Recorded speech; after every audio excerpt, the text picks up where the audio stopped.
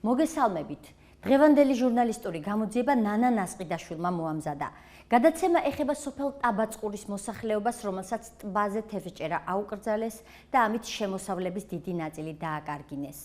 ხელისუფლებასთან დაახლოებულმა ბიზნესმენმა თევზჭერის ლიცენზია და მიწები ჩალის ფასად იყიდა. მოსახლეობა კი მკაცრი ზამთრის პირობებში უცხოეთში გაკრეფილ ოჯახის წევრთა გზავნილების იმედად დარჩა.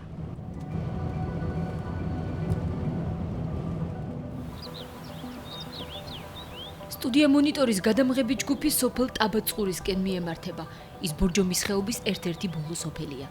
დაბა ბაკურიანის გავლის შემდეგ გზა ტყიდან ალპურ ზონაში გადადის. აქ ტემპერატურა საგრძნობლად კლებულობს და ამინდიც იცვლება.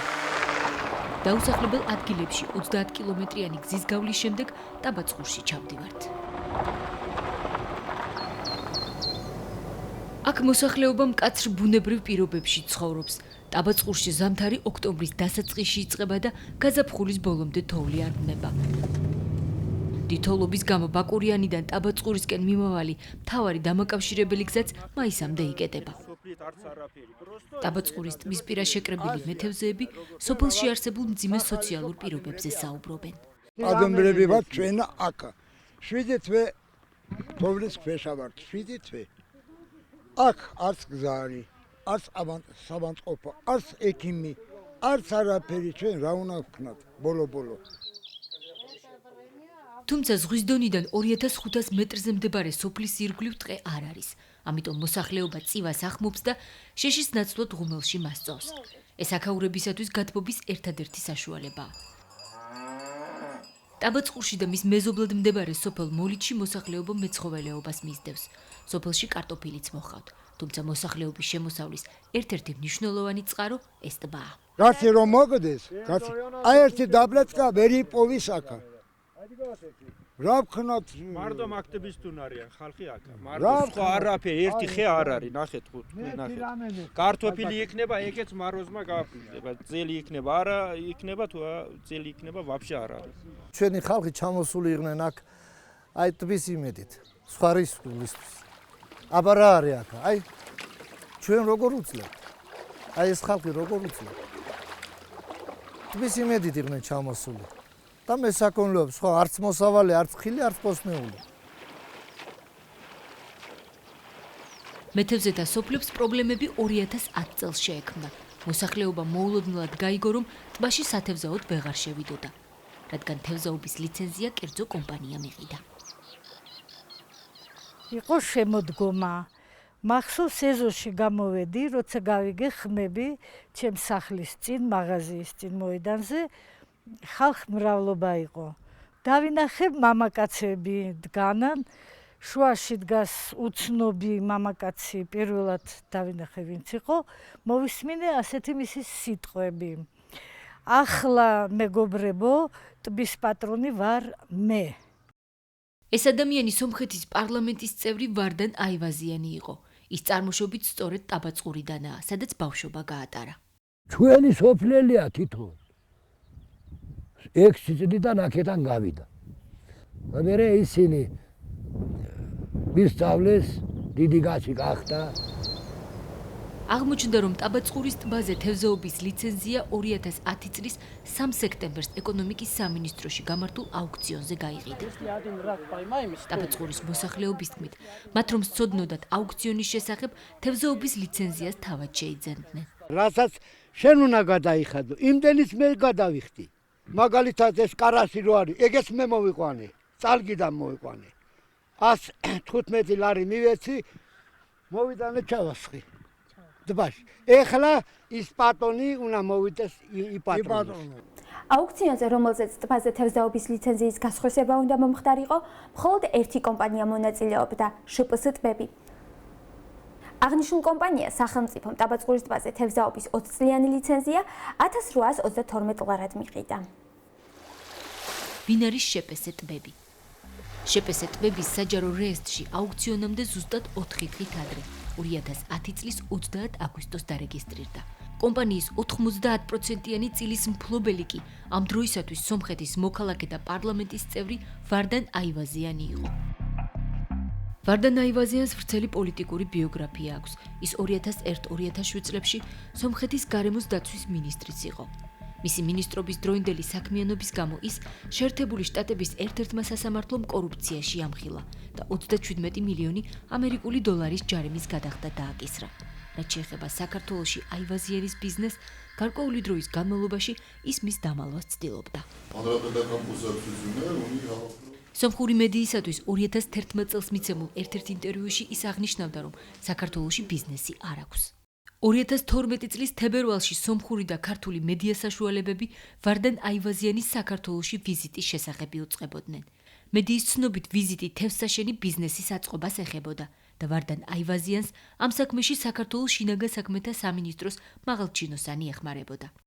ვარდან აივაზიანისა და ქართველი მაღალჩინოსნების კავშირზე ტაბაწყურის მოსახლეობაც საუბრობს. მოიხედე ვარდან აივაზიანი და ვანო მერაბიშვილი და ეს მამუკა ხვედელიანი ჩვენი მედიის უფროსი იყვნენ მეგობრები. აბრად ერთად ისწავლეს თუ როგორ არ ვიცი. ერთჯერ მინახია ვანო მერაბიშვილის აქ სასტუმროა ეს. აქ აბუს ჭამდნენ, ეგ ისიც იყო ეს ერევნელი ეს ვარდან აივაზიანი და მამუკა ხვედელიანი პოლიციის უფროსი. და ისი ვინ იყო? ახალქალაქის პოლიციის უფროსი. მერაბაშვილა შეჭამეს, ბური შეჭამეს აქა, როგორც წმას არჩუკებს, ამხანაგი ამხანაგსა, ეგრეთ. თვითონ ეგრეთ თქვა, რომ ის კაცმა მაჩვენა. ვინ არის ჩემი წინ არავინაც ზურგი მაქვს, ზურგი. კი ბატონო. Вы друзья с бывшим министром внутренних дел Грузии Вано Мерабишвили. И если он тоже вам помог начать вашей компании этот бизнес в Табацкуре?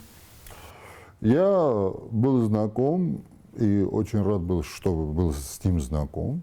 Я своих друзей никогда не предаю, потому что я сам лично в грузинскую политику не мешаюсь.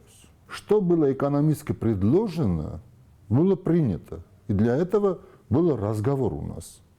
А такой, чтобы в бизнесе такого лишней заинтересованности, такого никогда не было.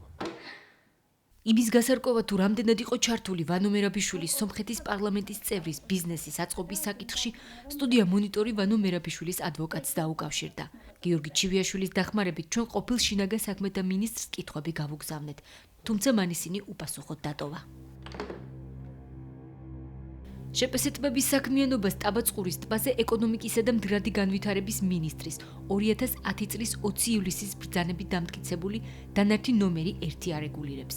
დოკუმენტში გაწერილია სალიცენზიო პირობები, ანუ ის ვალდებულებები, რაც კომპანიას უნდა შეესრულებინა. არ დაუშვას წყალსატევის დათევზიანება გარემოს დაცვისა და ბუნებრივი რესურსების სამინისტროსთან შეთანხმების გარეშე. სახელმწიფოს მიერ ვარდან აივაზიანის შეპესაზე დაკისრებული ეს ერთ-ერთი პირველი ვალდებულებაა, რომელიც მაღალჩინოსნის კომპანიამ დაარღვია. კერძოდ მან სევანის ტბიდან ტონობით კიბორჩხალა ჩამოიტანა და ტაბაწყურის ტბაში ჩაყარა. როგორც ყველა ხალხთან ერთად ვიდექი და უყურებდი რას ხდებოდა და ვნახე რომ მანქანიდან იაშიკებით ყრიდნენ ამ კიბორჩხალას. ნახეთ რომ რაღაცა ის მოლითისკენაც იყო კამაზები გაჩერებული ტბის ნაპირზე 2-3 კამაზი. აქაც იყო აი სადაც ჩემი სახლიდან იქითკენ 1-3 მარშრუტკა 4 მარშრუტკა და იქაც იყო. ამ ხელა კიბორჩხალები იყო სულ დიდები. რაც შეეხება კიბორჩხალების გაშვების ფაქტს, უშუალოდ ეს არის დარღვეული ლიცენზიის პირობა და დაჯარიმებული იყო შეპესეთბები სალიცენზიო პირობის დარღვევის გამო, ვინაიდან მის მიერ არ მოხერხდა აი ამ კიბორჩხალების გაშვების წინასწარ შეთანხმება შესაბამის ორგანოსთან. ტაბაწყურის მოსახლეობის თქმით, ტბაში კიბორჩხალის ჩაყრის შემდეგ თევზის რაოდენობა შემცირდა. დღეში კილო уже მე-4 წელია სანამ იყო ეს კიბორჩხალა, თევზი მორჩა ტბიდან. სად წავიდა იქ თევზი? მაგის ბრალია სულ. აივაზიანი, ვარდან აივაზიანი. სასოფხედიდან. ხო. როც აღარა, მანამ აღარა, აქ სოფლის ხალხს უთხრა, იცი რა კარგი იქნება სოფლის თუნო. რა კარგი იქნება. თურმე გაჩალის ერთი ყოფილა მაგი. არ ვიცოდით ჩვენ, რა ვიცოდით. Там рыбы вообще не было. Потом появилась соленая рыба. И эта рыба и ловится, и продается. Но не ловится нашей компании, который деньги вкладывал, который вот план составил чуть-чуть позже, который Малёков и Раков отпустил, который начал коттеджи строить. А это обыкновенные браконьеры. Armen Sandadze ბავშვობიდან ტბის პირას სახლში ცხოვრობს. მეთევზეობა 8 წლის ასაკში დაიწყო და მას შემდეგ ოჯახსაც ტბაში დაჭერილი თევზით არჩენდა. ტბაზე ლიცენზიის გასხვისების შემდეგ კი მისი ოჯახის ფინანსური მდგომარეობა კიდევ უფრო გაუარესდა. მანამდე ცხოვრობდით კარგად. რომ ჩვენთვის იყო ტბაი, არც ხმაი, არც არაფერი. ეხლა სპისკი ასანდის ფულის არ გაქვს სახში. არც მუშაობა არის. არც ხელფასი არის, არც პენსია არის. Вообще, საერთოდ არაფერი არ არის სოფელში. მარტო ტბა არის ჩვენთან რომ იმუშავოთ ერთ-ორი კაპიკა, ან შუქის ფული ვაზდებ, გაზის ფული, ან რაღაცა გავაკეთოთ ჯამახო სახში. კომპანიამ ტაბაწყურში ყარაულები დაიქირავა იმისთვის, რომ მეთევზეებს ჩუმად არ დაეჭირათ თევზი. მათ ტაბაწყურელების რეზინის ნავების დაჭრა დაიწყეს. დანა და ასე ამოიღო და დაჭრეს ლოტკა. დაზარალებულთა შორის აღმოჩნდა Armen Sandadzეც. ეს ჩემი ლოტკა არის. მივეცი ერთი მოძვერი ვიღიდე ეს ლოტკაი 800 ლარი ღირს ლოტკაი. აქედან აქამდე დაჭრეს ტანით. იმის ხალხი ვის ეკუთვნის ეხლა ტბაი. ტანით აქედანაც 1 მეტრო არის აქედანაც. აქედანაც კიდე აქამდე ტანი შევიდა სახში და დაჭრეს ტანით. შორს არ ძაავლე, მეშინია ამით. რა ვქნათ მედი.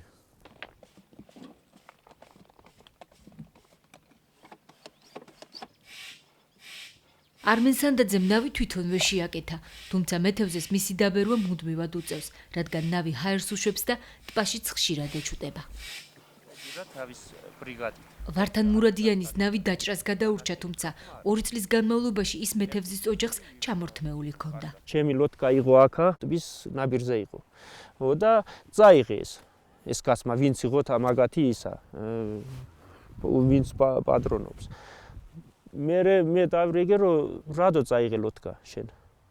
იმიტომ რომ თევზი არ დაგიჭირეთ იმის მერე. წაიყვანე ეს ლოტკა თვითონ 2 წელი მაგ ჩემი ლოტკით ფული უშავებ ტბიდან. ვართან მურადიანის თქმით, დაქირავებული ყარაულის მიერ მეთევზეთა ნავების დაზიანების შემთხვევები ბევრი იყო. გაფუჭრა ერთი რამდენი მე ლოტკა 10-15 მედით სტაჟი.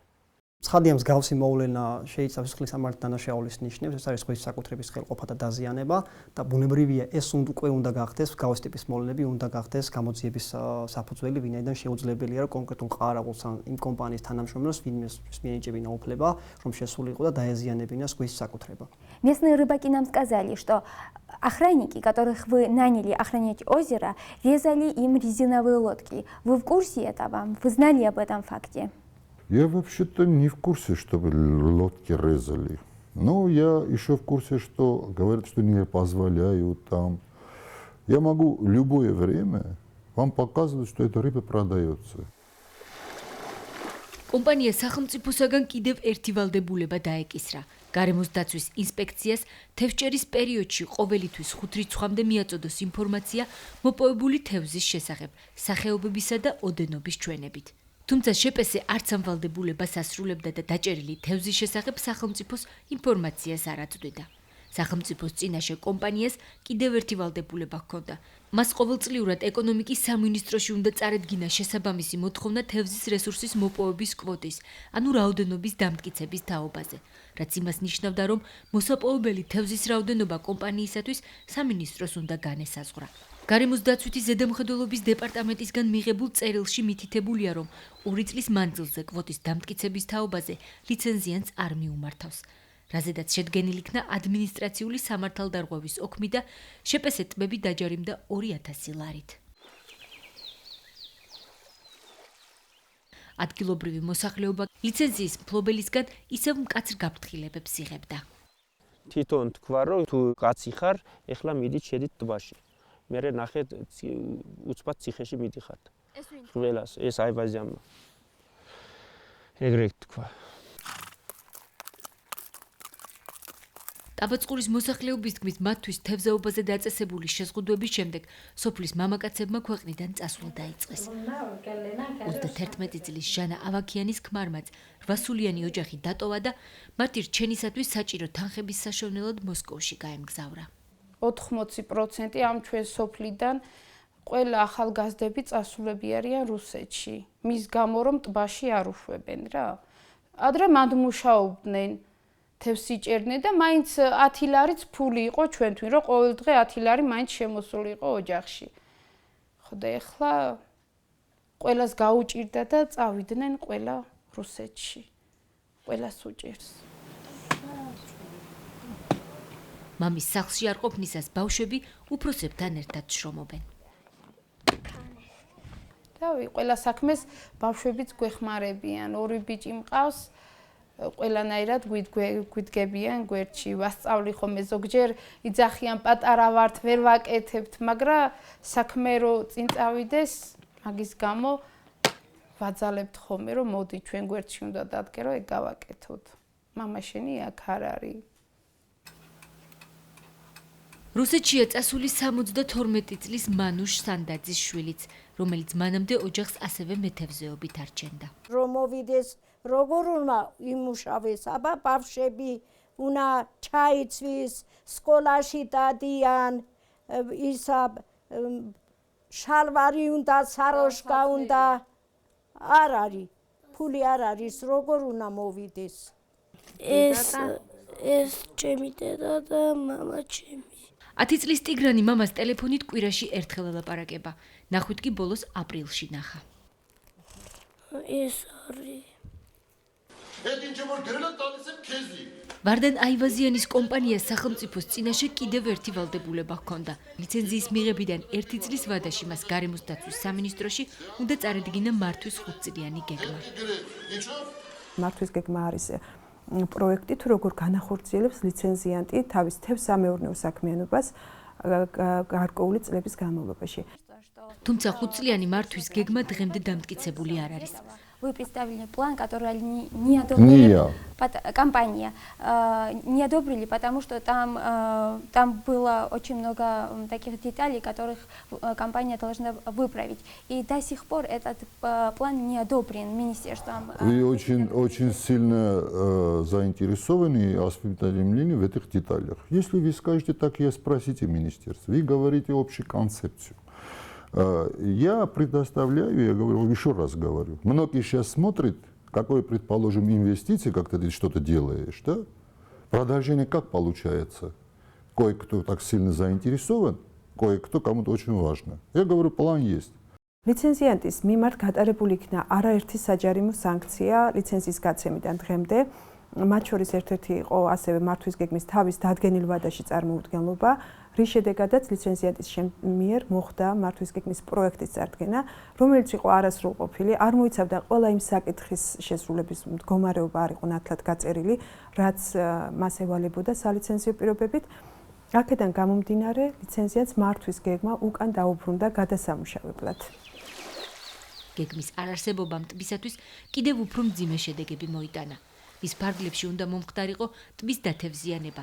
По условиям лицензии ваша компания была обязана пускать мальков рыбы в озеро, чтобы размножать рыбу. Которые вам говорили, только там 10 тысяч опытных было выпускано, 10 тысяч малеков. Вы выпустили? 100% я знаю, что такой компания выпустил Калмахов. Между прочим, даже они привозили, мне показывали размер. გარემოს დაცვითი ზედამხედველობის დეპარტამენტის ცნობით, ტბის დათევზიანება ლიცენზიის გაცემიდან დღემდე არ განხორციელებულა. როდესაც ლიცენზია გაიცა, დაუდგინდა დამატებითი სალიცენზიო პირობები, რომელიც გულისხმობს, რომ ლიცენზიის გაცემიდან მეოთხე წელს ლიცენზიან ტაბაწყურის ტბაში თევზის საერთო მარაგი უნდა აღწევდეს 60 ტონას. ანუ ფაქტობრივად ლიცენზიაც მართვის გეგმაშიც უნდა აესახა თუ როგორ მიაღწევდა, მაგრამ ამ შემთხვევაში მეოთხე წელს ლიცენზიაც არაფერი არ გაათავისუფლებს იმ ვალდებულებისაგან, რომ ტაბაწყურის ტბაში უნდა იყოს 60 ტონა თევზი, იმიტომ რომ ეს იყო მისი სალიცენზიო პირობა და ეს იქნება უხეში დარღვევა ლიცენზიის პირობის. ტაბაწყურის ტბაზე თევზაობის ლიცენზიის შეპესე ტბებისათვის მიყიდვიდან 1 წელიწადში კომპანიამ სახელმწიფოსაგან დამატებითი ქონება მიიღო. კერძოდ 2011 წლის 21 ივნისს საქართველოს პრეზიდენტმა განკარგულება გამოსცა და აივაზიანის კომპანიას ტაბაწყურში ტბის მომიჯნავედ 308,214 კვადრატული მეტრი მიზის ფართობი პირდაპირი მიყიდვის წესით ერთლარად საკუთრებაში გადასცა. დაცული ტერიტორიების სააგენტოსგან მიღებული რუკის მიხედვით კი ირკვევა, რომ პრეზიდენტის მიერ გასხვისებული მიწების ნაწილი საქართველოს დაცულ ტერიტორიებს მიეკუთვნება და მათი გაყიდვა საქართველოს კანონმდებლობით აკრძალულია. დაცული ტერიტორიის საკუთრების სახით გასხვისება ავტომატურად ნიშნავს იმას, რომ ირღვევა კანონი დაცული ტერიტორიების სისტემის შესახებ და პირდაპირ არის კანონში მინიშნებული, რომ დაცული ტერიტორია ჩვენ შემთხვევაში აღკვეთილი შეიძლება მხოლოდ სახელმწიფოს საკუთრებაში იყოს. ეს არის ერთი კანონი, რომელიც დაირღვა ამ შემთხვევაში და არის კიდევ მეორე კანონი, ეს არის სახელმწიფო ქონების შესახებ, რომელიც ასევე ამბობს და ჩამოთვლის იმ ქონების ჩამონათვალს, რომლის გასხვისებაც კანონით არის აკრძალული და ამ ჩამონათვალში არის ასევე აღკვეთილის ტერიტორია. შესაბამისად, ორი მნიშვნელოვანი კანონი იქნა დარღვევლიცად საუბარია დაცული ტერიტორიის გასხვისებაზე. აქედან გამომდინარე, პრეზიდენტის ეს მოქმედება განკარგულების გამოცემის სახით ქონების გასხვისებასთან მიმართებაში იყო უკანონო. დაცული ტერიტორიების სააგენტომ ქცია ტაბაწყურის აღკვეთილის ტერიტორიის ნაწილის გასხვისების შესახებ დღემდე არ იცოდა და მომხდარის თაობაზე სააგენტომ სტუდია მონიტორისგან შეიტყო. დიახ, მე ვადასტურებ იმ დოკუმენტის საფუძველზე და თქვენ ჩვენ წარმოგვიდგენთ და ჩვენ გავიცანით, ეს არის ნამდვილად დაცული ტერიტორია. არ აქვს მნიშვნელობა ეს გასხვისებულია პრეზიდენტის ბრძანებულებით თუ იმპერატორის ბრძანებულებით. არის რა თქმა უნდა კანონდარღვევა და ჩვენ ამაზე შევიტან შესაბამის საჭიროა სასამართლოში. გარდა ამისა, მიმართავთ ეკონომიკის სამინისტროს, რომ დაიწყოს ქმედებები იმასთან დაკავშირებით, რომ მოხდეს აი ამ территории, აი ამ ხელშეკრულების გაუქმება. Вы знаете, что территорию, которую вы приобрели, входит в число защищенных территорий Грузии. Вы когда покупали эту землю, вы об этом знали? Я могу возвращать завтра. Завтра. Записка придет с министерства, завтра эта земля, слава государству, слава правительству, завтра вернем. Завтрашний день. 2011 წლის 30 ივნისის მიწების მიყიდვასთან დაკავშირებით საქართველოს ეკონომიკისა და მდგრადი განვითარების სამინისტროსა და შპს ტბებს შორის დასყიდობის ხელშეკრულება გაფორმდა. შპს ტბებს ახალი ვალდებულებები დაეკისრა. დოკუმენტში ვკითხულობთ. მყიდველი ვალდებულია უზრუნველყოს 2014 წლის 1 ივნისამდე გადაცემულ ქონებაზე ტურისტული ინფრასტრუქტურისა და თევზსაშენი მეურნეობის მოწყობა. განახორციელოს არანაკლებ 400,000 ლარის ინვესტიცია. ტურისტული ინფრასტრუქტურის ობიექტებიდან კომპანიას ტაბაწყურში არაფერი აუშენებია. მისი ინვესტირების ერთადერთი კვალი აქეს დაუმთავრებელი კოტეჯია. ამ რამდენი წლის განმავლობაში უნდა აშენებინა თევზის ქარხანა და ძალიან ბევრი მოსახლეობა დასაქმებულიყო. არაფერი არ არის აშენებული. თქვენ თვითონ შეგიძლიათ ნახოთ. თუ გავითვალისწინებთ იმას, რომ დადებული ხელშეკრულებით მას ეს ინვესტიცია უნდა განეხორციელებინა და ჯერჯერობით არაფერი არ არის გაკეთებული, ბუნებრივია რომ ჩემი აზრი არის, რომ ეს არის ის საქმე, რომელიც პროკურატურამაც უნდა აქტიურად ჩაერთოს და გამოიცეს. შპს ტბები ნასყიდობის ხელშეკრულებით სახელმწიფოს მხრიდან მასზე დაკისრებული მოვალეობების შესრულებას 2014 წლის 1 ივნისამდე ვეღარ მოასწრებს, რადგანაც ტაბაწყურში უკვე ზამთარი დგება, აქ მალე თოვლი მოვა და გზებს მაისამდე ჩაკეტავს. ჩვენთან ისეთი ზამთარი იცის, რომ ბერევალი დაგედებს. რამდენი ხნით იკეტება ხოლმე ეს გზა? ეგ 7 თვე. არც მანქანა დადის, არც არაფერი, მარტო ცხენით. სხვა საშუალება ჩვენ არ აქვს. ჩვენ დავინტერესდით ეკონომიკის სამინისტრომ განახორციელა თუ არა იმის შემოწმება, რამდენად ასრულებს ინვესტორი მასზე დაკისრებულ მოვალეობებს. თუმცა აღნიშნულ საკითხზე ეკონომიკის სამინისტრომ კომენტარის გაკეთებაზე უარი გითხრა. ხელშეკრულების ანალიზი ცხადყოფს, რომ რეალურად არანაირი მონიტორინგის, პერიოდული შემოწმების და მსგავსი ღონისძიებების განხორციელების აუცილებლობა არ არის ჩადებული ხელშეკრულებაში. შესაბამისად, ეკონომიკის სამინისტრომ შეიძლება ერთჩვენიერ დღეს გაიგოს, რომ კომპანიამ არ შეასრულა ვალდებულება და არც არანაირი იმისი აუცილებლობა, რომ ან კომპანიამ შეატყობინოს, ან ეკონომიკის სამინისტრომ მოიკითხოს, რა ხდება გასხვისებულ ტერიტორიაზე, ხელშეკრულების მიხედვით არ არსებობს. 2012 წლის ივლისში კომპანიის დირექტორად ვარდან აივაზიანის ძმისშვილი არმენ აივაზიანი დაინიშნა. 2012 წლის 10 ოქტომბერს კი შპს ტბების 100%-იანი წილიც მის სახელზე გადააფორმეს. ტბაზე თევზაობის ლიცენზიის გასხვისებიდან დღემდე ტაბაწყურის მოსახლეობა ცდილობს შექმნილი მდგომარეობიდან გამოსავალი იპოვოს. მეთევზეებმა დახმარებისათვის ხელისუფლებას არაერთხელ მიმართეს, მათ შორის 2012 წლის საპარლამენტო არჩევნების შემდეგაც. ხალხი წერდა, რომ ჩვენ აღარ გვინდა ვემსახუროთ ამ მეპატრონეებს, გვინდა ჩვენ თვითონ გვინდა მოვეპატრონოთ ჩვენ, მოვუაროთ ჩვენ ტბას, ჩვენც ავიღებთ ლიცენზიებს, ჩვენც ჩავაბარებთ სახელმწიფოს გადასახადს. ტაბაწყურელებმა ერთ-ერთი ბოლო განცხადება ბორჯომის მუნიციპალიტეტის გამგებლის სახელზე დაწერეს. საჩივარია სოფლისა, აიღეთ კონდეს ხელმოწერა სოფლისა. ხელმოწერა სულ წელი სოფლისა. ხელი სოფლის არის აი ეს. ხო.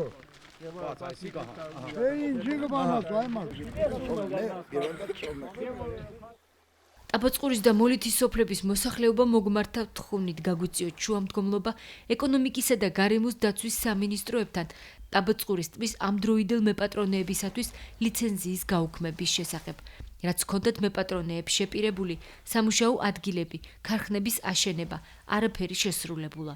ჩვენი ორი სოფლის მოსახლეობა ითმეს მათგან შეურაცხყოფას, უხეშობას, მუქარას. ჩვენ გვინდა რომ ჩვენ ვაზრდეთ ფული, ჩვენ შევიდეთ ტბაში. თერი სოფელი. აგერ მან ზერია, ხელმოძერებიც არის, სულაფერიც არის.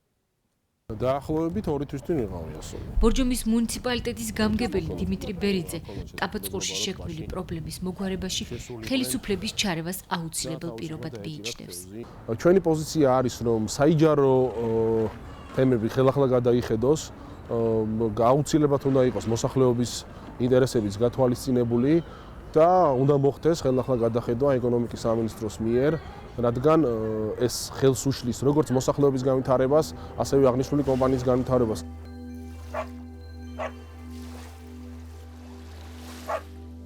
ტაბაწყურისა და მოლითის მეთევზეები საკუთარ ოჯახებთან ერთად ხელისუფლებისაგან კონკრეტული ქმედებების მოლოდინში არიან. მათ იმედი აქვთ, რომ ტბაზე თევზაობის ლიცენზიის შეძენის უფლებას მისცემენ. თავის მხრივ კი ისინი ტბის დათევზიანებისა და სახელმწიფოსათვის საჭირო გადასახადების გადახდის მზაობას აცხადებენ. ტაბაწყურელები აკრძალვების მიუხედავად მაინც რისკავენ და ტბაში საშოვარზე შედიან, თუმცა ბადეს თევზი აღარ ამოაქვს და ულუკმაპუროდ დარჩენილი მეთევზეთა სოფელი ხელისუფლების გადაწყვეტილების მოლოდინშია.